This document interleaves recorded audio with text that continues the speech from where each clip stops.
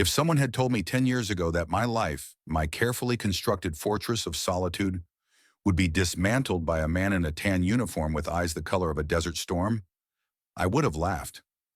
Not a real laugh, but the dry, rustling sound I reserve for things too absurd to contemplate. My life was my own. It was a loop of canvas, turpentine, and silence, set against the vast, indifferent backdrop of the Mojave. I didn't come to the desert looking for anything but space. Space to breathe, space to work, space to forget. And for a long time, that's exactly what I had. My routine was a religion. Sunrise was for coffee, watching the light spill over the jagged peaks, painting the scrubland in hues of ochre and violet. The day was for painting, for wrestling with color and form until my hands were stained and my back ached.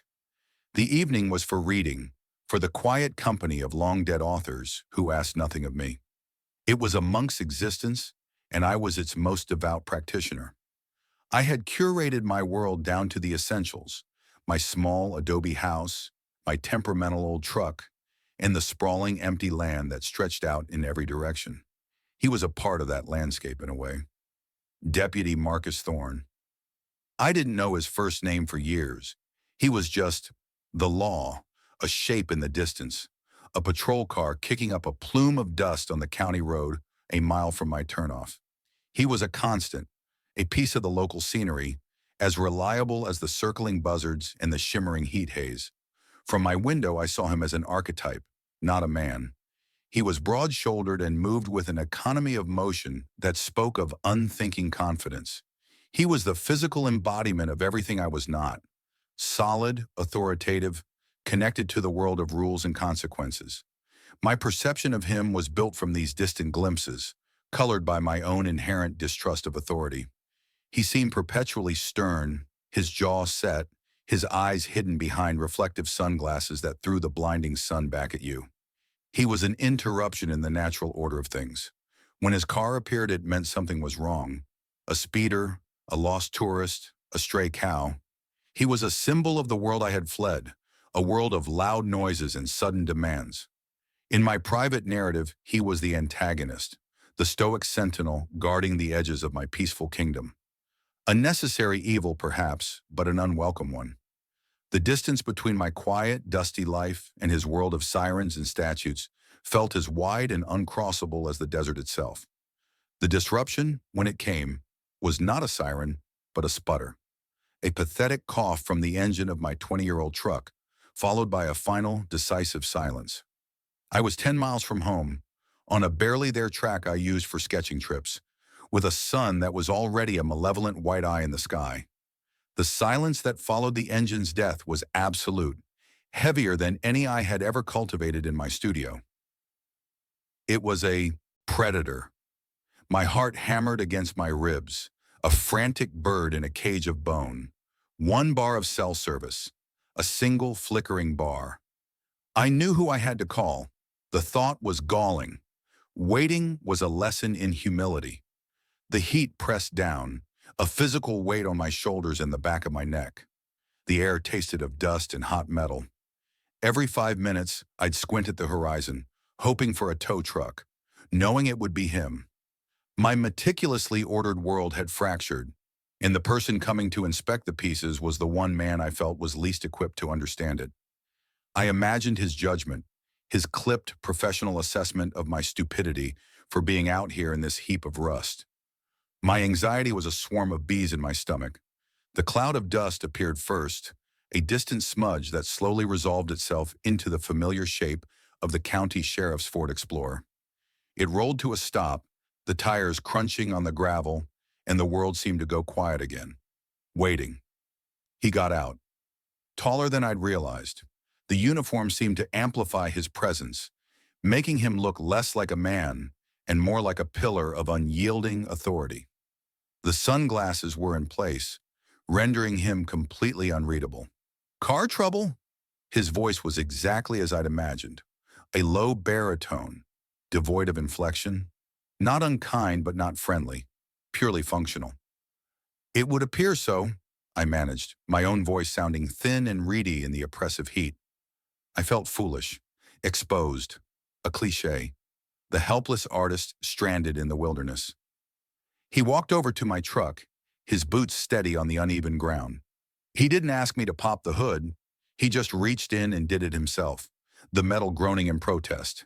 He leaned over the dead engine, his back a solid wall of tan fabric. For a moment, I was just watching him, observing, the way the sun caught the fine, dark hairs on his forearms, the slight crease in his brow, visible even from the side. It was the closest I had ever been to him, and the proximity was jarring. It was like seeing a mountain up close for the first time after only ever viewing it from a valley. The scale was all wrong. It was overwhelming. He straightened up after a minute, wiping a greasy hand on his trousers. Well, it's not the battery. He said it like a doctor delivering a terminal diagnosis. You're not going anywhere in this today. I gathered that. The sarcasm was a weak shield, and I knew it. He ignored it. Or maybe he didn't even notice. He just looked at me, his head tilted slightly. I couldn't see his eyes, but I felt his gaze assessing me, the flushed skin, the sweat beading on my forehead.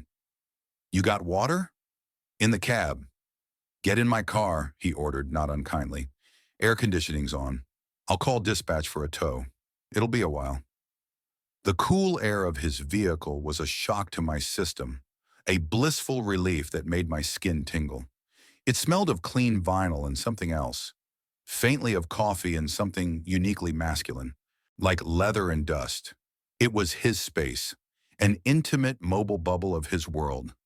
I sat in the passenger seat, feeling like an intruder. He got on the radio, his voice a calm, efficient series of codes and locations. I watched him, fascinated against my will. This close, he was no longer an archetype. He was just a man, a tired-looking man. When he was done with the radio, he turned to me. He'd taken his sunglasses off and placed them on the dash. His eyes were surprising. Not the hard, flinty chips of granite I'd expected. They were a complex gray-green, the color of sagebrush after a rain, and they were framed by fine lines at the corners. They held a deep, profound weariness that his rigid posture fought to conceal. For the first time, I saw a flicker of vulnerability in the monolith. Tows coming from Ridgecrest. Could be 2 hours, he said. He reached into a cooler on the back seat and pulled out a bottle of water, beaded with condensation. Here. I reached for it, my own hand clumsy and slick with sweat. As I took it, my fingers brushed against his. It wasn't a lingering touch. It wasn't intentional. It was a flicker of contact, skin against skin, lasting no more than a second. But for me, it was a lightning strike. A jolt of pure, unadulterated electricity shot up my arm, and my breath hitched in my throat. It was heat, a sudden, shocking heat that had nothing to do with the sun outside. My heart, which had just begun to settle, kicked back into that frantic, panicked rhythm.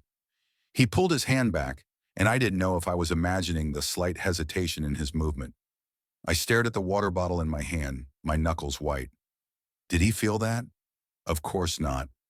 Don't be an idiot. It was just static electricity, a fluke of the dry air, but my skin still burned where he'd touched it.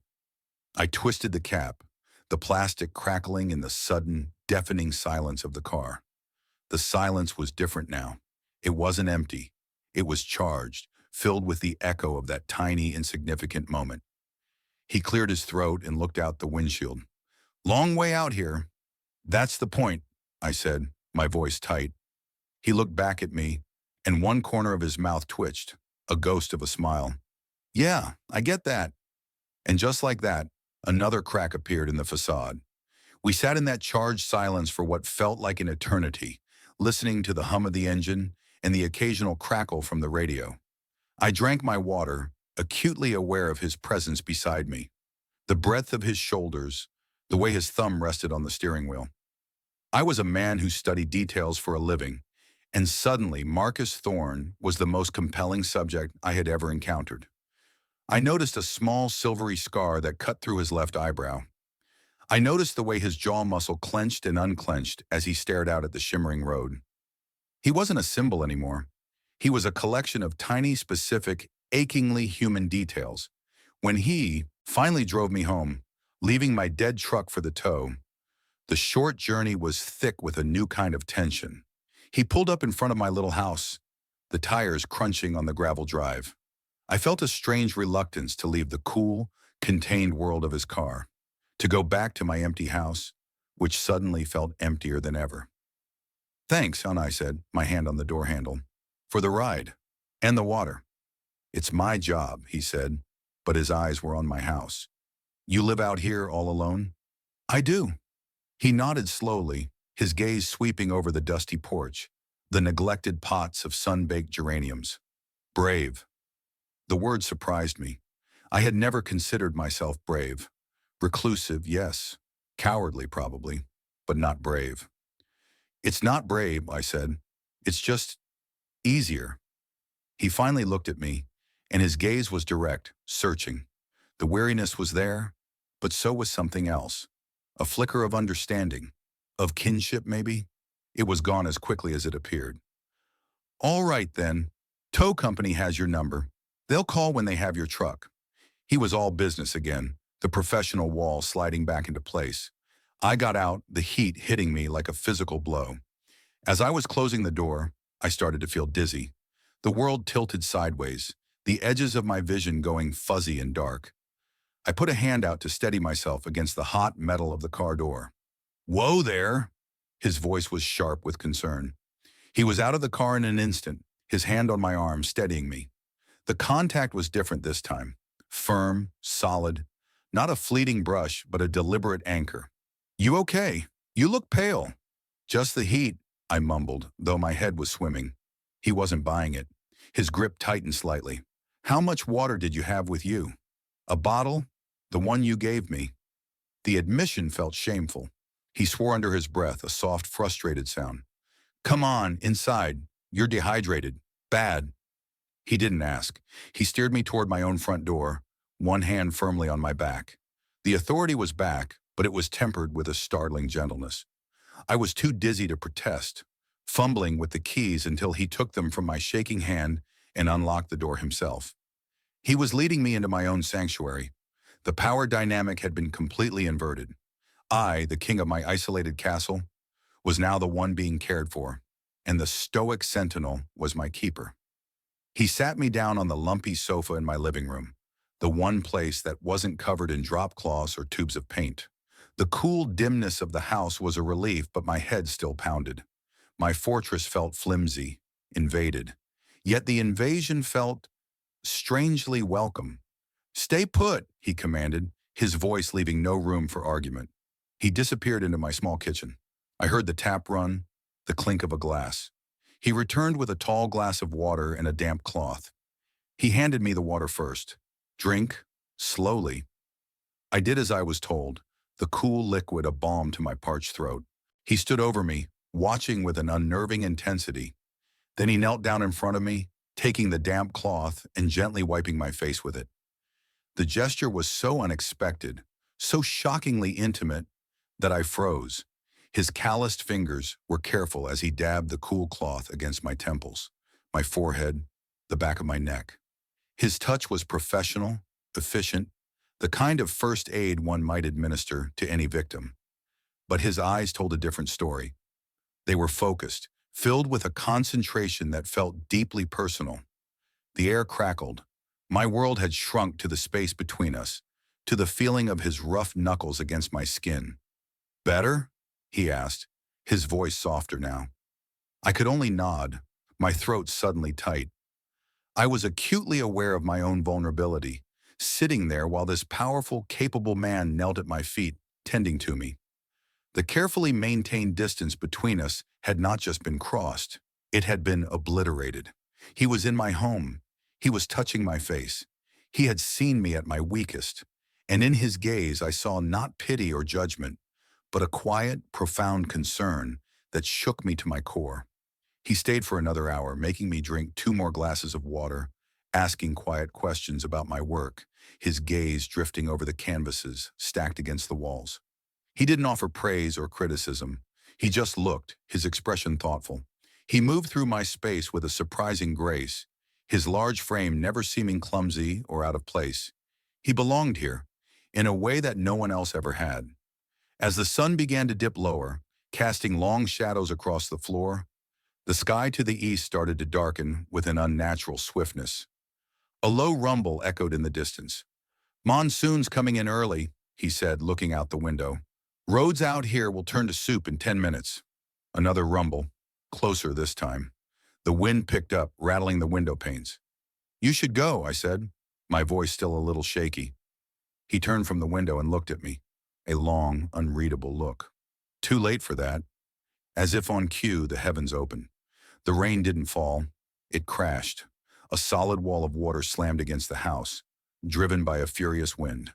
The world outside my windows dissolved into a churning gray chaos. The dirt road that was my only connection to the world would now be an impassable river of mud. We were trapped, together. The light inside the small house faded fast. The storm clouds blotted out the sun, plunging us into a premature twilight. I got up to turn on a lamp, and as my fingers touched the switch, the world went completely black. The light flickered once, then died. The hum of the refrigerator ceased. A profound, echoing silence filled the house, broken only by the roar of the storm outside. "Power's out," I stated, the words sounding ridiculously obvious in the sudden dark. "Figures," Marcus's voice came from across the room. It was just a sound, unattached to a body. "Got candles? A lantern." "Candles in the kitchen." I moved slowly, my hands outstretched, shuffling through the familiar geography of my own home, which now felt alien and treacherous. My fingers found the drawer, the waxy cylinders of the emergency candles, the small box of matches. My hands were shaking again, and it took me 3 tries to strike a match. The small flame bloomed, pushing back the oppressive darkness. It threw our shadows, huge and distorted, against the walls. I lit a thick pillar candle on the kitchen counter, its warm glow creating a tiny island of safety in the dark. When I turned, Marcus was standing in the doorway watching me. His face was all angles and shadows in the flickering light. The uniform seemed to have melted away, leaving just the man. The storm raged. It was a wild, elemental force, and my little house felt like a fragile ship on a violent sea. But inside, in the warm bubble of candlelight, a strange calm descended. The usual barriers between strangers, small talk, social niceties, felt absurd in the face of the tempest. There was only the darkness, the sound of the rain, and the two of us. "I don't get a lot of visitors," I said, breaking the silence. "I can see why." He gestured vaguely toward the window, at the roaring blackness outside. "It's a commitment. I like the quiet." "I used to," he said, and his voice was heavy with a past tense that felt significant. He walked over to one of my paintings, the one I was currently working on. It was a stark landscape, all sharp angles and deep, bruised colors. He leaned closer, the candlelight catching the silver in his hair at the temples. "This is what you see out here?" "Sometimes," I admitted. "I see the harshness more than the beauty, I guess." "There's beauty in the harshness, too," he said quietly, almost to himself. "You have to know where to look." He turned from the canvas to look at me, and his eyes were dark pools in the candlelight, reflecting the tiny flame. "This job, you see a lot of the harshness. People at their worst. They're most desperate. After a while, it's all you can see." It was a confession, a crack in the armor so wide I could see the lonely man inside. My own carefully guarded walls seemed to crumble in response. "That's why I came out here," I heard myself say, the words spilling out before I could stop them. "The city. It was too loud. Too many people. Too much of everything. I felt like I was disappearing, drowning in it." He nodded, a slow, understanding gesture. "Sometimes I think about it, just driving. Finding a place where the radio doesn't work and staying there." "What stops you?" He gave a short, mirthless laugh. "Duty, habit. The idea that if I'm not there to answer the call, maybe no one will be." He paused, his gaze dropping to the floor. "It's a lonely way to live."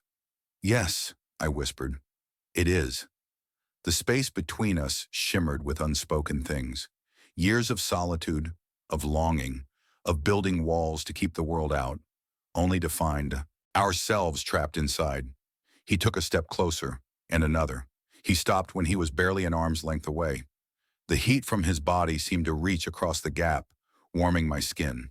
The smell of rain and wet sagebrush clung to him, mingling with that faint scent of coffee and leather. "Leo," he said, and the sound of my own name from his lips was a revelation. He'd never used it before. It sounded new. It sounded right. My heart was a drum, its beat echoing the thunder outside. He raised a hand slowly, as if not to spook a wild animal. He didn't touch me, not yet. He just let it hang in the air between us, a question. I didn't move. I couldn't. I just watched his face, the play of light and shadow, the raw vulnerability in his eyes. He was scared. I realized it with a jolt. This confident, imposing man was just as frightened as I was, and that knowledge gave me a sliver of courage I never knew I possessed. I leaned forward just an inch, closing the final distance between us. It was all the answer he needed. His hand came to rest on my cheek, his thumb stroking the line of my jaw. His skin was rough, calloused, but his touch was unbelievably gentle. It was a question, a plea, a confession all at once. I leaned into his palm, closing my eyes just for a second, savoring the solid, grounding contact. When I opened them again, his face was closer. His gaze dropped to my mouth. The world stopped. The storm, the house, the past. It all faded away, leaving only this man, this moment. He leaned in and kissed me. It wasn't a passionate, desperate kiss. It was slow, hesitant. It was a kiss that tasted of rain and loneliness and a decade of unspoken words. It was a question. His lips were firm but soft, moving against mine with a searching tenderness. I responded in kind, a silent answer passing between us. My hands of their own accord came up to rest on his chest, feeling the solid muscle beneath the uniform shirt, the steady, heavy beat of his heart. It was just as frantic as my own. The kiss deepened, becoming more certain, a quiet confirmation of a truth that had been hiding in plain sight all along. This was not a mistake. This was an arrival. When we finally broke apart, we were both breathless. We just stood there in the candlelight, our foreheads resting against each other, the roar of the storm a distant backdrop to the roaring in my blood. He didn't say anything. He didn't have to. In the flickering darkness, surrounded by the elemental fury of the desert, two solitary islands had finally impossibly touched. I woke to silence, a deep, profound silence that was more jarring than the storm had been. The rain had stopped. The wind had died. The only sound was a faint, rhythmic dripping from the eaves outside my window. And I was alone. I sat up in bed, my heart instantly seizing with a cold, familiar dread. The other side of the mattress was empty, the sheets cool to the touch. A faint indentation on the pillow was the only evidence he had been there at all. For a moment I let myself believe I had dreamed it. The breakdown, the storm, the confession in the candlelight, the heart-stopping gentleness of his kiss. It was all just a fever dream brought on by dehydration. But the candle, now a melted pool of wax on my nightstand, was real. The damp cloth, still lying on the floor, was real. The memory of his weight beside me, the warmth of his body curled around mine in the dark, was painfully, exquisitely real. I got out of bed, my bare feet cold on the wooden floor. I pulled on a pair of jeans, my movements stiff, robotic. My house felt cavernous, the morning light streaming through the dusty windows, seeming too bright, too clinical.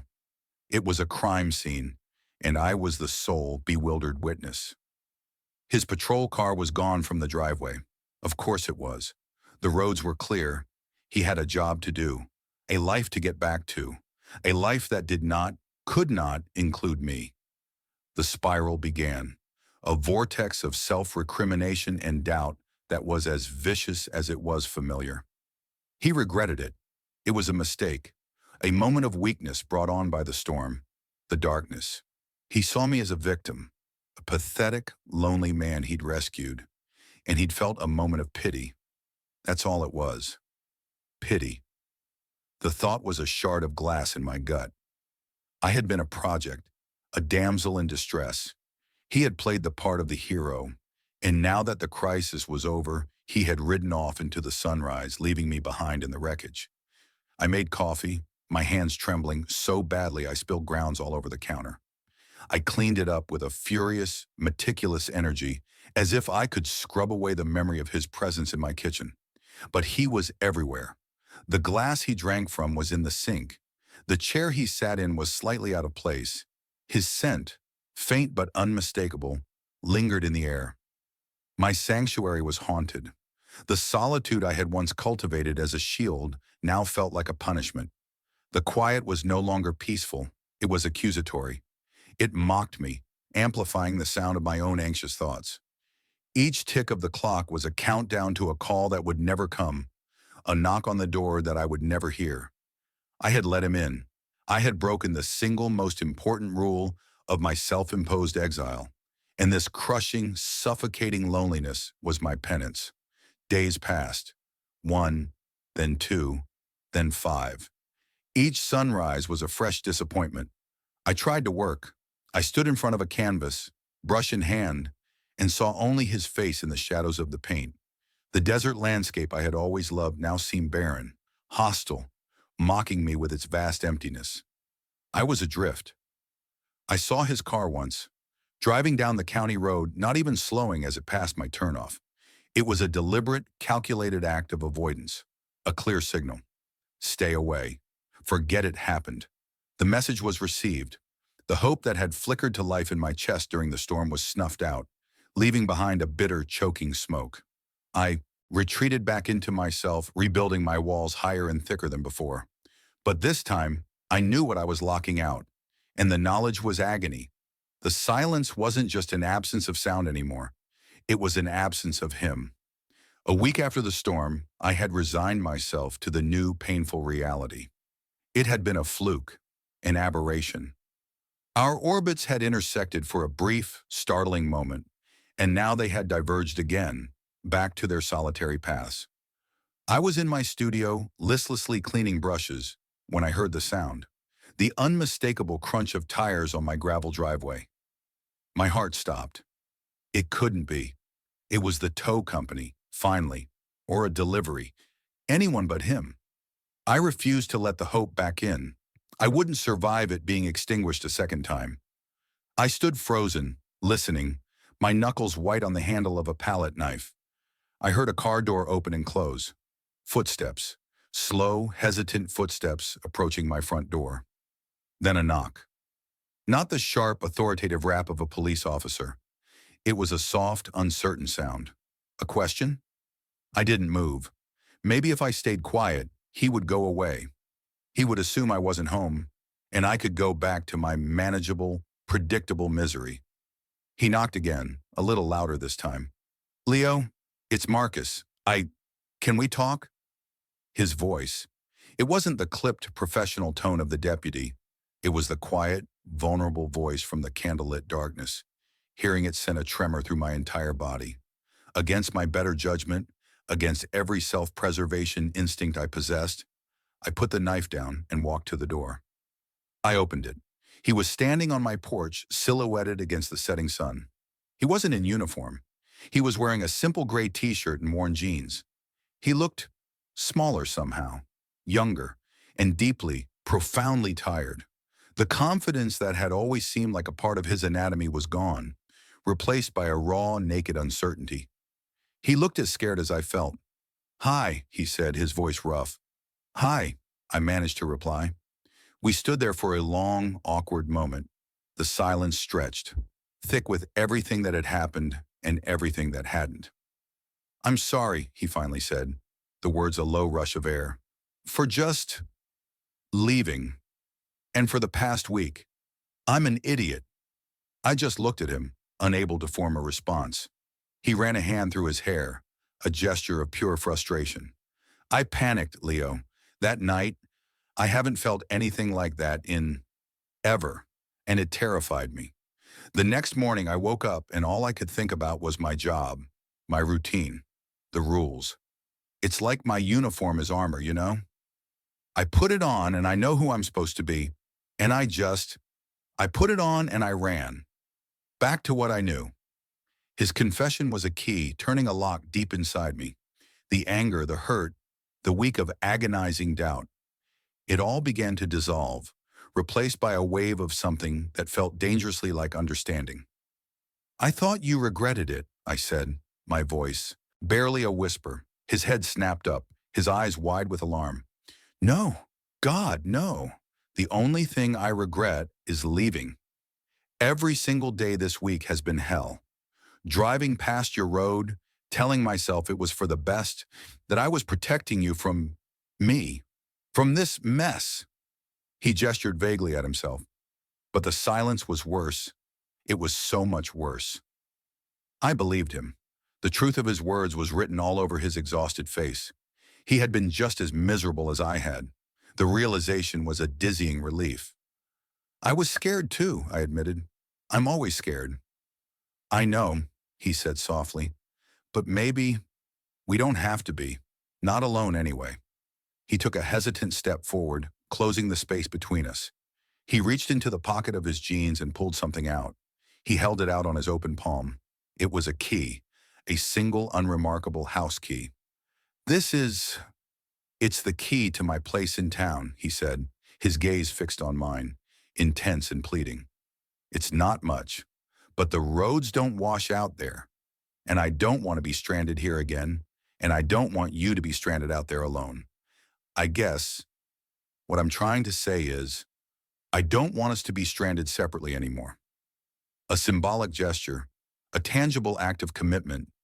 It was more than a key, it was an invitation, an offering of trust. It was everything. My carefully constructed walls, already breached, came tumbling down into dust. I looked from the key in his palm to the hope in his eyes, and I felt a shift deep within my soul. The long winter of my solitude was finally, truly over. I reached out and curled my fingers around the key, the cool metal a solid, real thing in my hand. Our fingers touched, and this time, the jolt was one of recognition, of coming home. "Okay," I said, and my voice didn't shake. "Okay, Marcus." A slow smile spread across his face, a real one this time. It transformed him, erasing the weariness and the fear, leaving behind only a radiant, breathtaking relief. He stepped onto the threshold of my house, into my life, and closed the door on the emptiness behind him. The mornings are different now. They begin not with silence, but with the soft sound of another person's breathing. They begin with the weight of an arm slung over my waist, an anchor in the quiet light. The smell of coffee still fills the house, but now it's a shared ritual. Marcus makes it, strong and black, just the way he likes it, and I'll be sketching at the kitchen table, capturing the way the early sun catches the line of his jaw. We don't talk much in those early hours. We don't have to. The silence is no longer an absence. It's a presence, a comfortable, lived-in space that we share. It's the silence of two people who have finally found a language that requires no words.